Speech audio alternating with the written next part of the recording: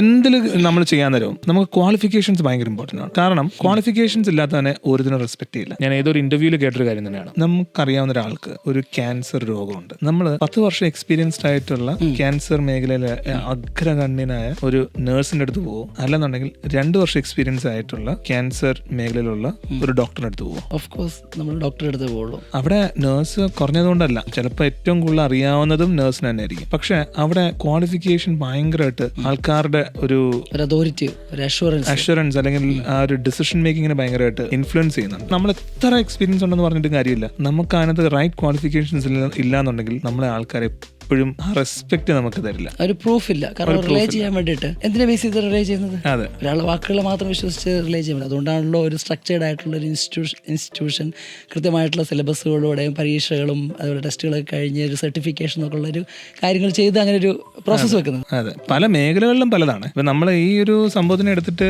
ഒരിക്കലും കൊണ്ടുവന്ന് സോഫ്റ്റ്വെയറിൽ കണക്ട് ചെയ്യരുത്. സോഫ്റ്റ്വെയറിൽ ഇതിന്റെ പ്രത്യേകിച്ച് ആവശ്യമില്ല. കാരണം സോഫ്റ്റ്വെയറിൽ നമ്മുടെ സോഫ്റ്റ്വെയർ നല്ലതാണെന്നുണ്ടെങ്കിൽ ടാഞ്ചിബിൾ ആയിട്ടുള്ള ഔട്ട്കം അവിടെ ഉണ്ടല്ലോ. ടാഞ്ചിബിൾ ആയിട്ടുള്ള ഔട്ട്കം ഉണ്ടല്ലോ.